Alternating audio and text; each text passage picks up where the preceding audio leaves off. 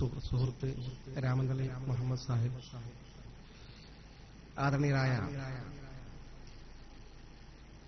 ഈ സ്ഥാപനത്തിന് നായകത്വം നൽകുന്ന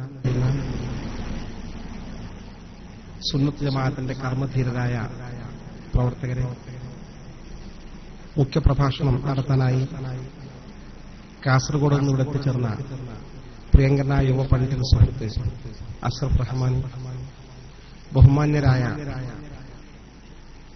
കാരണവന്മാരെ, എന്റെ പ്രിയപ്പെട്ട സ്നേഹനിധികളായ വിദ്യാർത്ഥി യുവ സുഹൃത്തുക്കളെ, ഏറെ സന്തോഷം നിറഞ്ഞു നിൽക്കുന്ന ഒരു മുഹൂർത്തത്തിലാണ് നാം ഇന്ന്. നമ്മുടെ കേരളത്തിൽ നിരവധി അനവധി സ്ഥാപനങ്ങൾ നിറഞ്ഞു നിൽക്കുന്നുണ്ട്. ഹിഫ്ള് കോളേജുകളും ഒരുപാട് സ്ഥലങ്ങളിൽ ഈ അടുത്ത കാലഘട്ടങ്ങളിലായി ഉയർന്നു വന്നിട്ടുണ്ട്. പക്ഷേ നമ്മുടെ പെൺകുട്ടികൾക്ക് ഖുർആൻ മനഃപ്പാഠമാക്കാൻ നമ്മുടെ ഒരു സ്ഥാപനം എവിടെയെന്ന് ചോദിച്ചാൽ ഒന്ന് ഇങ്ങനെ ചിന്തിച്ച് ആലോചിച്ചിട്ടേ ഉത്തരം പറയാൻ സാധിക്കൂ. വളരെ വേഗം ഉത്തരം നൽകാൻ സാധിക്കുന്ന വിധത്തിലുള്ള സ്ഥാപനങ്ങൾ നമുക്കില്ല എന്നത് ഒരു യാഥാർത്ഥ്യമാണ്. ഈ പ്രത്യേക സാഹചര്യം മനസ്സിലാക്കി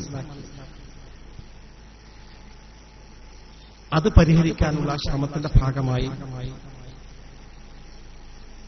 സംഘടനാ പ്രവർത്തനം ഊർജ്ജസ്വലമായി നടന്നുകൊണ്ടിരിക്കുന്ന ഈ ചേലമ്പ്ര ഭാഗത്ത് തന്നെ എന്റെ പ്രിയങ്കരനായ യുവ പണ്ഡിത സുഹൃത്ത് സാലിഹിദാലിനെ നമുക്കൊക്കെ അറിയാം. കർമ്മനിരതനാണ് അദ്ദേഹം. അദ്ദേഹത്തിന്റെ തന്നെ നേതൃത്വത്തിൽ കൂടി അദ്ദേഹത്തിന്റെ തന്നെ സ്വന്തം വീട് താൽക്കാലികമായി അതിനൊഴിഞ്ഞുകൊടുത്ത് തുടക്കം കുറിച്ചത് ശുഭകരമായ ഒരു തുടക്കമാണ്, സൂചനയാണ് എന്ന കാര്യത്തിൽ ഒരു തർക്കവുമില്ല. ഈ പ്രദേശത്തെ പ്രമുഖരായ ആളുകൾക്ക് നേതൃത്വം നൽകുന്ന ഒരു കമ്മിറ്റി ആയതുകൊണ്ട് തന്നെ നമ്മുടെ ഉദ്ദേശശുദ്ധി മുൻനിർത്തി ദയാനിധിയായ റബ്ബ് സുബ്ഹാനഹു വ തആല അവന്റെ മഹദ് ഫദ്ല് കൊണ്ട്, വാത്സല്യം കൊണ്ട്, കാരുണ്യം കൊണ്ട് ഈ സംരംഭം തുടക്കം കുറിക്കുന്നത് പോലെ വിജയകരമായി മുന്നോട്ട് കൊണ്ടുപോകുവാൻ നമുക്കും നമ്മുടെ ബന്ധപ്പെട്ടവർക്കും തൗഫീഖ് നൽകി അനുഗ്രഹിക്കുമാറാകട്ടെ. ആമീൻ എന്ന് ആത്മാർത്ഥമായി പ്രാർത്ഥിക്കട്ടെ.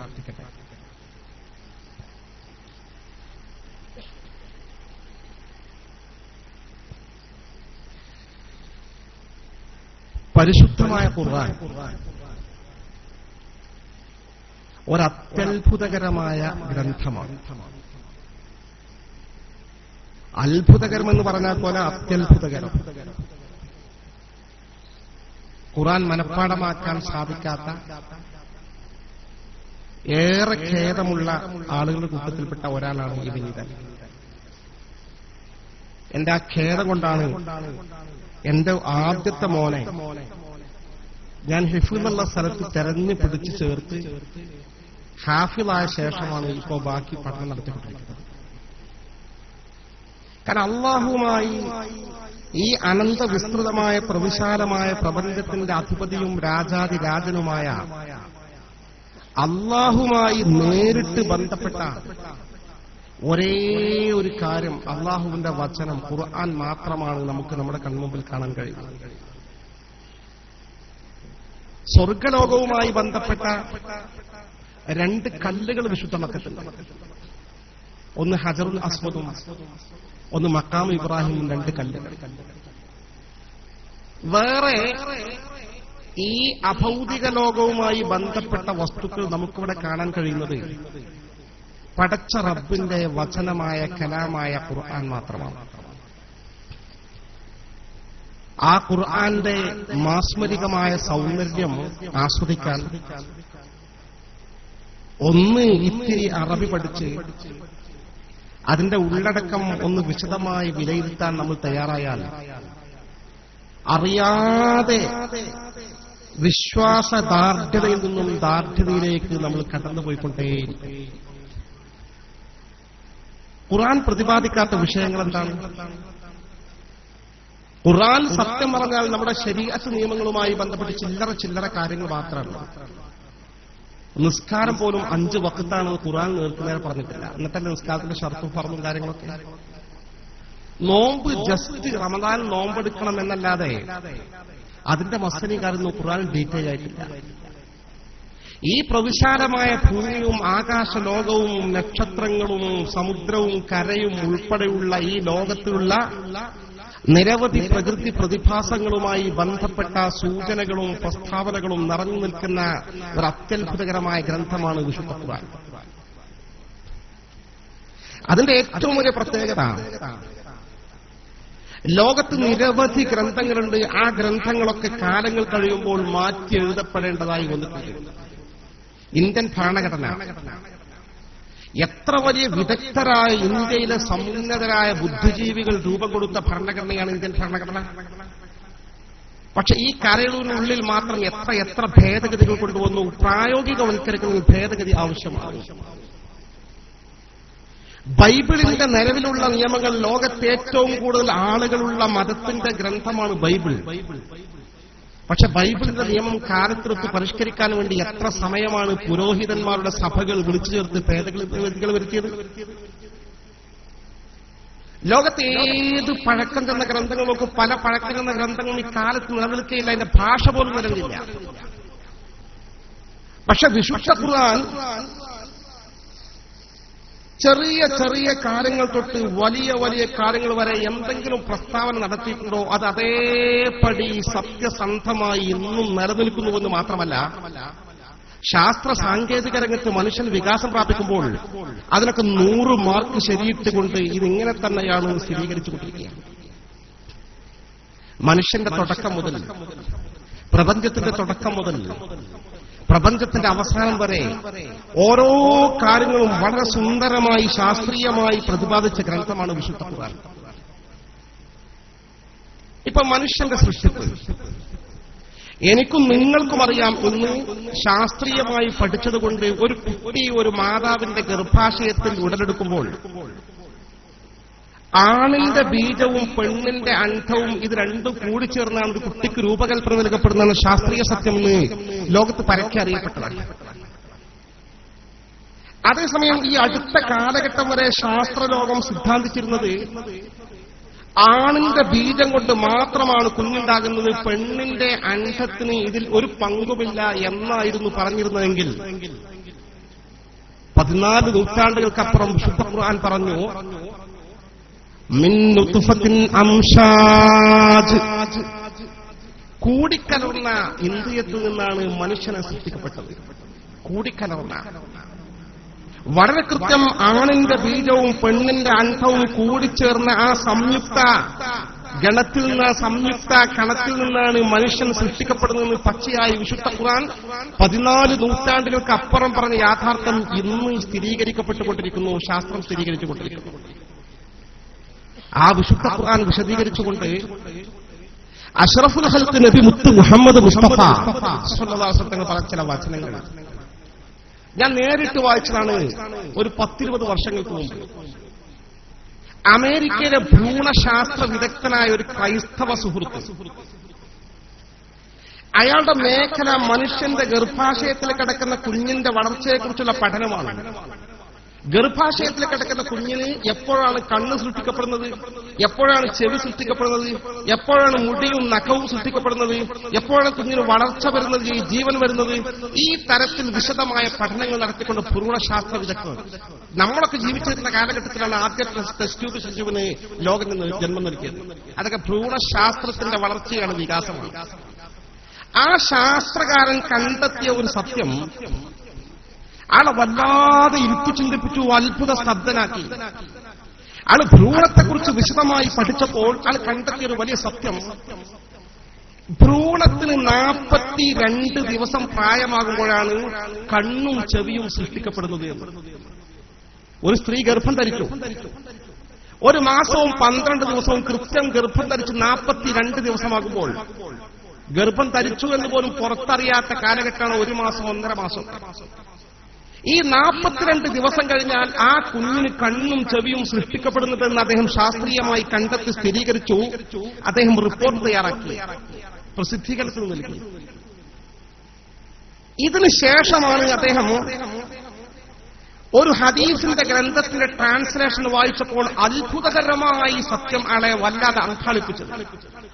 കൃത്യമായി 14 നൂറ്റാണ്ടുകൾക്ക് മുമ്പ് വിശുദ്ധ ഖുർആൻ വ്യാഖ്യാനിച്ചുകൊണ്ട് അഷ്റഫുൽ ഖൽഖ് മുത്ത് മുഹമ്മദ് മുസ്തഫ സല്ലല്ലാഹു അലൈഹി വസല്ലം തങ്ങൾ ഈ സത്യം അങ്ങനെ തന്നെ പച്ചയായി പറഞ്ഞു. അയാൾ ആ ഹദീസ് ട്രാൻസ്ലേഷൻ വെച്ചുകൊണ്ട് ജിദ്ദയിൽ സൗദിയിൽ പര്യടനം നടത്തിയ വാർത്താ സമ്മേളനം അഖ്ബാറുൽ ആറബിൽ ഇസ്ലാമി എന്ന പത്രത്തിൽ അക്കാലത്ത് ഞാൻ വായിച്ചത്. ആ ഹദീസിൽ കൃത്യമായി പറയുന്നു, ഇദാ മർറ ബിൻ ലുത്ഫ ഇസ്നതാനി വഅർബഊന ലൈല ബഅസല്ലാഹു ഇലൈഹാ മലകഹു വഖലഖ സമഅഹു വബസറഹു. ഒരു ഭ്രൂണത്തിന് 42 ദിവസം പിന്നിട്ടാൽ പ്രായമായാൽ ബഅസല്ലാഹു ഇലൈഹാ മലകഹു, ആ ഭ്രൂണത്തിലേക്ക് അല്ലാഹു തന്റെ മലക്കിനെ നിയോഗിക്കുന്നു. എന്നിട്ടോ ഫഖലഖ സമഅഹു വബസറഹു, ആ കുഞ്ഞിനെ കണ്ണും ചെവിയും സൃഷ്ടിക്കുന്നുവെന്ന് അഷ്റഫുൽ ഖൽഖ് മുത്ത് മുഹമ്മദ് മുസ്തഫ 14 നൂറ്റാണ്ടുകൾക്ക് മുമ്പ് ഖുർആൻ വ്യാഖ്യാനിച്ചുകൊണ്ട് പ്രവാചക തിരുമേനി പറഞ്ഞ സത്യം നമ്മൾ ജീവിച്ചിരിക്കുന്ന കാലഘട്ടത്തിൽ 20 വർഷത്തിന് മുമ്പാണ് ശാസ്ത്രലോകം കണ്ടെത്തി സ്ഥിരീകരിച്ച് സമൂഹത്തിന് മുമ്പിൽ പറയുന്നത്. മനുഷ്യന്റെ തുടക്കം മുതൽ മനുഷ്യന്റെ ഒടുക്കം വരെ, പ്രപഞ്ചത്തിന്റെ തുടക്കം മുതൽ പ്രപഞ്ചത്തിന്റെ ഒടുക്കം വരെ ഈ പ്രപഞ്ചം എങ്ങനെ സൃഷ്ടിക്കപ്പെട്ടു? ഈ കാണുന്ന പ്രവിശാലമായ ഭൂമി, ഇന്ന് ഭൂമി നമ്മുടെ കയ്യിലാണ്. നമുക്കറിയാം, ഭൂമി നമ്മുടെ ഉള്ളം കയ്യിലാണ്. ഈ ആകാശലോകത്തെ പല ഗ്രഹങ്ങളെക്കുറിച്ചും കൃത്യമായ വിവരം നമ്മുടെ കൈവശമുണ്ട്. ഈ നക്ഷത്രഗോളങ്ങൾ, ഇതെല്ലാം പ്രവിശാലമായി അനന്ത വിസ്തൃതമായ പ്രപഞ്ചം മുഴുവൻ സൃഷ്ടിച്ച് പരിപാലിച്ചുകൊണ്ടിരിക്കുന്ന രാജാതി രാജനായ അല്ലാഹു ഇത് സൃഷ്ടിച്ചുവെന്ന് നമുക്കറിയാം. എങ്ങനെയാണ് ഇതിന്റെ തുടക്കം? നമ്മളാണ് മതവിശ്വാസികൾ. ആധുനിക ശാസ്ത്രം ഇന്നും പഠനവിധേയമാക്കിക്കൊണ്ടിരിക്കുന്ന ഈ പ്രപഞ്ചം എങ്ങനെ സൃഷ്ടിക്കപ്പെട്ടു, എങ്ങനെ ലോകത്ത് ഉത്ഭവിച്ചു, ഈ പ്രപഞ്ചത്തിലെ ഗോളങ്ങളുടെ ഉത്ഭവത്തെക്കുറിച്ച് ആധുനിക ശാസ്ത്രം നിരന്തരം നിരീക്ഷണം, ഗവേഷണം, പഠനം നടത്തി അവസാനം കണ്ടെത്തിയ വലിയൊരു സത്യം 1929 സ്ഥിരീകരിച്ചത്. 1929 100 കൊല്ലത്തെ 90 വർഷം മാത്രം. 90 വർഷം മുമ്പ് സ്ഥിരീകരിക്കപ്പെട്ടത് വൻ സ്ഫോടന സിദ്ധാന്തം എന്നൊരു സിദ്ധാന്തം ശാസ്ത്രലോകം പുറത്തുവിട്ടു. ഈ ഭൂമിയും ആകാശലോകത്തെ നക്ഷത്രവും ഏകഗോളമായിരുന്നുവെന്നും പിന്നീട് നടന്ന ഒരു വൻ പൊട്ടിത്തെറിയിൽ, വൻ സ്ഫോടനത്തിലാണ് വ്യത്യസ്ത ഗോളങ്ങളായി ചിതറിത്തെറിച്ചതെന്നും ആ സിദ്ധാന്തം സ്ഥിരീകരിച്ചു. എന്ന് 1929 ഇത് ഏകപിണ്ഡമായിരുന്നു, പിന്നീട് പിളർന്ന് വ്യത്യസ്ത കഷ്ണങ്ങളായി. വിശുദ്ധ ഖുർആൻ പറയുന്നു, അവലം യറല്ലദീന കഫറൂ أن السماوات والأرض كانتا رتقا ففتقناهما وجعلنا من الماء كل شيء حي أفلا يؤمنون. നിഷേധികൾ ചിന്തിക്കുന്നില്ലേ? ആകാശലോകങ്ങളും ഭൂമിലോകങ്ങളും ഏകപിണ്ഡമായിരുന്നു, ഒട്ടിച്ചേർന്ന ഏകപിണ്ഡമായിരുന്നു. ഫഫതഖ്നാഹുമാ, എന്നിട്ട് നാമാണ് വേർപെടുത്തി വ്യത്യസ്ത ഗോളങ്ങളാക്കിയത്. വജഅൽനാ മിനൽ മാഇ കുല്ല ശൈഇൻ ഹയ്യ്, ജീവനുള്ള സകലമായ വസ്തുക്കളെയും വെള്ളത്തിൽ നിന്നാണ് സൃഷ്ടിച്ചത്. അഫലാ യുഅ്മിനൂൻ, അവർ വിശ്വസിക്കുന്നില്ലേ? വിശുദ്ധ ഖുർആൻ ചോദിക്കുകയാണ്. ഈ തരത്തിൽ ഖുർആന്റെ ഉള്ളിലേക്ക് ഇറങ്ങി ചിന്തിച്ചാൽ നമ്മൾ അത്ഭുതപ്പെടുത്തുന്ന, വിസ്മയഭരിതരാക്കുന്ന, ആശ്ചര്യഭരിതരാക്കുന്ന, അല്ലാഹു 100 വട്ടം വിശ്വാസത്തിന് മേൽ വിശ്വാസം വർദ്ധിപ്പിക്കുന്ന ഒരു അത്ഭുതങ്ങളുടെ കലവറയാണ് വിശുദ്ധ ഖുർആൻ. ആ ഖുർആന്റെ ആശയം മാത്രമല്ല, ആ ഖുർആന്റെ ചില ആയത്തൊക്കെ മന്ത്രത്തിന് എല്ലാ ഫലം, കാരണം അള്ളാന്റെ വചനല്ലേ. പൊള്ളലേറ്റാൽ മന്ത്രിക്കാൻ ഖുർആന്റെ ആയത്തുണ്ട്. നിങ്ങൾ എത്ര വലിയ പൊള്ളലേറ്റാണെങ്കിലും ആ സമയം നിന്ന് ആ ആയത്തൊന്ന് മന്ത്രിച്ചു നിരന്തരം വലിയ പ്രകടമായ വ്യത്യാസങ്ങൾ ഓരോ വിഷയവുമായി ബന്ധപ്പെട്ട് വിശുദ്ധ ഖുർആൻ കൃത്യമായ പരിഹാരങ്ങളുണ്ട്. ആ നിലയിൽ ലോകത്തെ ഏറ്റവും നല്ല സംവിധാനം ലോകത്തിന് മുമ്പിൽ സമർപ്പിച്ചത് ഖുർആനാണ്. ആ അത്ഭുതകരമായ ഗ്രന്ഥവുമായി അടുത്ത് ബന്ധപ്പെടാൻ അവസരം കിട്ടുന്ന വല്ലാത്ത ഭാഗ്യമാണ്. അതിന്റെ തുടക്കമാണ് ഖുർആന്റെ ഹിഫ്ള്. വലിയ ഭാഗ്യമാണ് ഖുർആൻ മനപ്പാടാക്കാൻ സാധിക്കാറുള്ളതാണ്. വളരെ വേഗം മനപ്പാടാക്കുക. ഖുർആന്റെ അത്ര പോലെ ടെക്സ്റ്റ് ബുക്ക് മനപ്പാടാക്കാൻ ഒരു പക്ഷെ മരിക്കൽ വരെ നമ്മൾ ശ്രമിച്ചാലും സാധിക്കില്ല. ഖുർആൻ എത്ര എളുപ്പ. വലഖദ് യസ്സർനൽ ഖുർആൻ, ഖുർആൻ നമ്മൾ എളുപ്പമാക്കിയിരിക്കുന്നു. വിശുദ്ധ ഖുർആൻ സുഖസുന്ദരമായി പഠിക്കാൻ സാധിക്കും. പക്ഷെ പഠിച്ചതുപോലെ മറന്നു പോകും, അതുമായി ബന്ധമില്ല. അതുകൊണ്ട് ഞാൻ എന്റെ പ്രിയപ്പെട്ട ജ്യേഷ്ഠാനന്ദന്മാരോട്, നാട്ടുകാരോട്, ഇതുമായി ബന്ധപ്പെട്ട നടത്തിപ്പുകാരോട്, ഇവിടെ ചേർത്ത കുട്ടികളുടെ രക്ഷിതാക്കളോട് സ്നേഹപൂർവ്വം ശ്രദ്ധയിൽപ്പെട്ട വലിയ സംരംഭവുമായിട്ട് നമ്മൾ ബന്ധപ്പെട്ടിരിക്കുന്നത്. ഒരു കനപ്പെട്ട പുണ്യകർമ്മം, ഒരു വലിയ വിഷയത്തിലേക്കാണ് ഇറങ്ങി തിരിച്ചിരിക്കുന്നത്. അതങ്ങനെ തന്നെ വേറെ ദുരുദ്ദേശങ്ങളോ താല്പര്യങ്ങളോ പിന്നില്ലാതെ സത്യസന്ധമായി നമുക്ക് മുന്നോട്ട് കൊണ്ടുപോകാൻ സാധിക്കണം. ഈ മക്കൾ ഖുർആൻ ഹിഫ്ള് പഠിച്ചാൽ പിന്നെ സ്കൂളിൽ പോയി, പിന്നെ ഡിഗ്രി പ്ലസ് ടുവിന് പോയി, ഡിഗ്രിക്ക് പോയി, പിജിക്ക് പോയി, ദീനുമായൊരു ടച്ചുമില്ലാതെ പോയി ഖുർആൻ മറന്നാൽ അത് അപകടകരം. അങ്ങനെ വരരുത്.